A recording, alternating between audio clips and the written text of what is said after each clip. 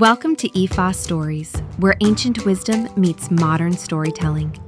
Step into the sacred tradition of Ifa, rooted in Yoruba land and shaped through centuries of interaction with neighboring West African cultures and preserved in the Lukumi tradition of the diaspora. Here we engage the Ifa divination corpus, the sacred Odu through which Orúnmìlà reveals insight into destiny and moral order, reflected in the lives of Orisha, Irunmole, Awos, communities, and all who seek guidance. These are not distant myths, but living teachings, bridges between past and present, illuminating responsibility, consequence, and the human path.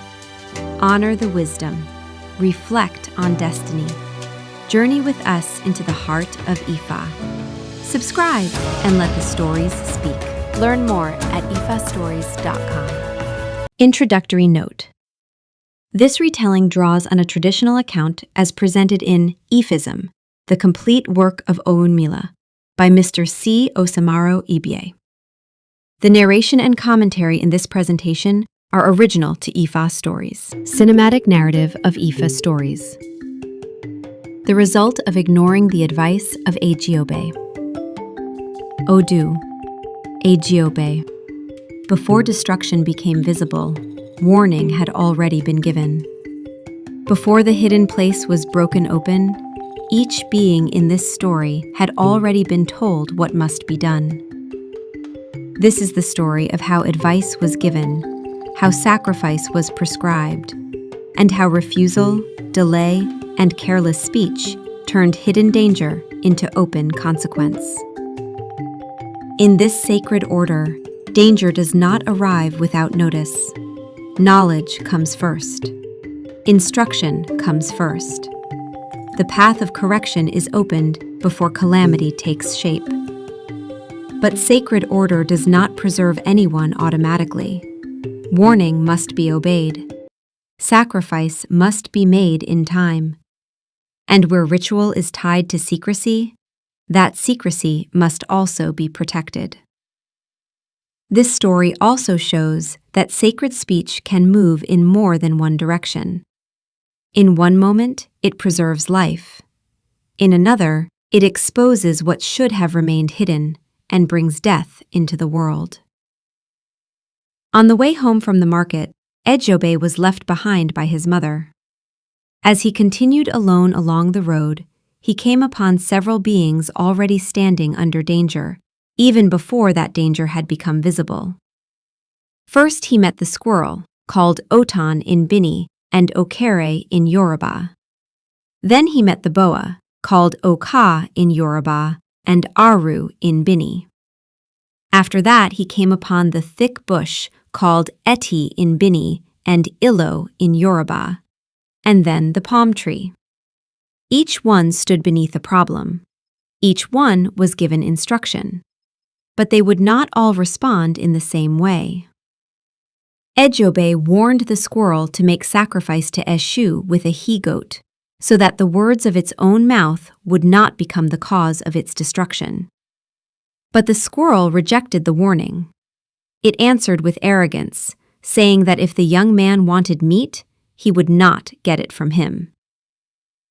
Then Ejiogbe warned the boa that death was near, and that it would come through a loquacious neighbor. To escape that calamity, the boa was told to serve his head in a secret place with a snail.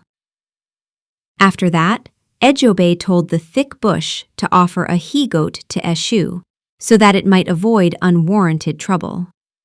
He also told the palm tree to offer a he-goat to Eshu, so that another being's problem would not break its neck. The palm tree obeyed at once. But Ilo did not. The warning to the squirrel was clear. Its own mouth could become the cause of its destruction. The warning to the boa was also clear. Death would come through a talkative neighbor. And the instruction was not only about the offering itself.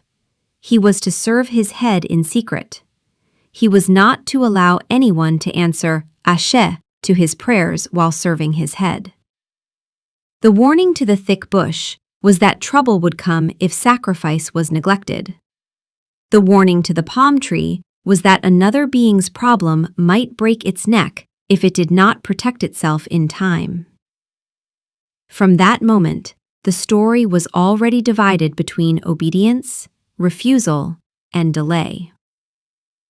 When Ejiogbe returned home from that journey, word reached him that the woman he had met on the road to the market was in labor.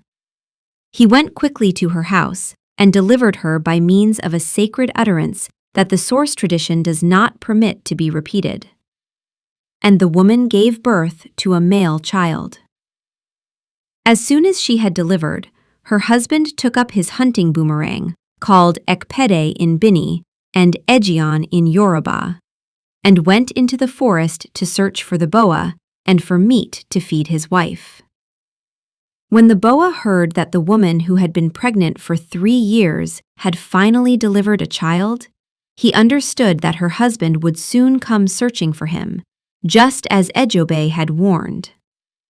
Only then, belatedly, did he go into the house of Ilo, the thick bush, so that he could serve his head there in private. Ilo allowed him to do so. What had been warned long before was now moving toward fulfillment. While the boa sat there praying to his head, the squirrel entered the house of Ilo. As the boa prayed, the squirrel repeatedly answered. The boa objected. He said that he did not require ashe from anyone for his prayers, and he moved farther into Ilo. But the squirrel changed its voice and began to sing out the boa's hiding place. The hunter, who was searching with his boomerang, heard the squirrel shouting and followed the sound. As the squirrel continued to cry out, the boa killed it, but that did not save him. The hunter cut a fork stick and used it to clear the thick bush, and while cutting through Ilo, he saw the boa on the ground and killed him also. Beside the boa, he found the dead squirrel and the snail with which the boa had intended to serve his head. He collected them and returned home. Ashe, ashe, Okaa, Jokoo Kpekpe. The power in this story does not appear as spectacle. It appears through order already spoken. Ejiogbe had warned each one before danger ripened. He had prescribed the sacrifice. He had given the restriction. He had already named how destruction would come. He also revealed another side of sacred authority when he delivered the woman in labor. In that moment, sacred utterance preserved life.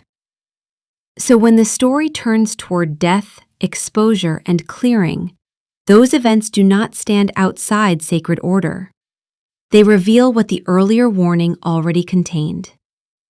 The weeds cut by the hunter had been resting upon the body of the tall palm tree, and when those shrubs were removed, the palm tree rejoiced and received relief, because it was the only one among them that had made sacrifice at the proper time. So the story leaves its mark upon the world. It says that to this day, it is the mouth of the squirrel that kills it, and it is also the squirrel that reveals where the boa is hiding, and thereby brings death upon it. The hidden place was broken open. The delayed ritual failed to preserve. The refusing one died within the same field of destruction it helped create. But the one that obeyed in time remained standing and received relief.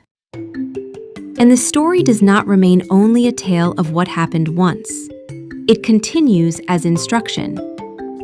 It teaches that when Ejiogbe appears for a tall, dark-complexioned man at Odù, it signifies assured prosperity for that person, because of the height of the palm tree, which alone made sacrifice.